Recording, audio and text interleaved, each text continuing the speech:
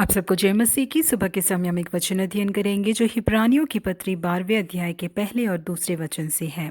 वह दौड़ जिसमें हमें दौड़ना है, धीरज से दौड़े और विश्वास के कर्ता और सिद्ध करने वाले यीशु की ओर ताकते रहें। अफ्रीका के खुले मैदान में अपने शिकार का पीछा करते हुए एक चीता का चित्र जो है टीवी पर दर्शाया गया था।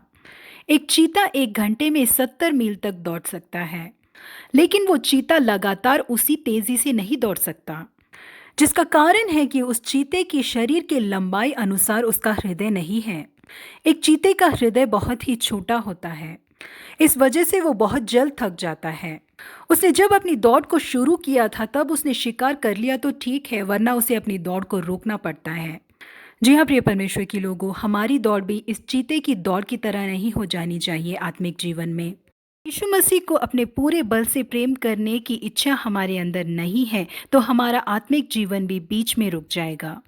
कई लोगों का तेजी से बढ़ने वाला आत्मिक जीवन अचानक रुक जाता है। इसका यही कारण है। कई चीज़ों की चाहत करके जो लोग यीशु मसीह के पास आते हैं, जब वो चीज़ उन्हें नहीं मिलती है तो वो मायूस हो जाते हैं और उनकी दौड़ वहीं रुक जाती है। मसीह को खोजने का मुझे क्या फ़ायदा हुआ? मैं कलीसिया गया, मैंने प्रार्थना की, मैंने दान चढ़ाया, लेकिन जो मैं चाहता था वो मेरे जीवन में नहीं हुआ करके मायूस हो जाते हैं। यीशु मसीह के पास केवल इस धरती की आशीषों को ही चाहकर आने वाले लोगों की दौड़ बीच में ही रुक जाती है। लेकिन यीशु मसीह मुझे कुछ दे या ना दे, जिसके लिए उन्होंने मुझे बुलाया है, उस दौड़ को मैं स्थिरता से दौड़ूंगा करके जो दौड़ते हैं वो अंत में उस इनाम को प्राप्त करते हैं। इसलिए हिब्रानियों के पुस्तक के लेखक कहते हैं कि तो आओ हर एक रोकने वाली वस्तु और उलझाने वाले पापों को दूर करके वह दौड़ जिसमें हमें दौड़ना है, धीरज से दौड़े और विश्वास के कर्ता और सिद्ध करने वाले यीशु की ओर ताकते रहें। कुछ लोग मसीह जीवन में मसीह के कारण कोई संघर्ष या दुख आ जाए तो मसीह की राह पर चलना छोड़ देते हैं। यीशु मसीह ने निंदा और सताव को बहुत बड़ा नहीं समझा। उन्होंने क्रूस को उठाया, यही कारण है कि वो आज पिता के दाहिनी ओर विराजमान है स्वर्ग में।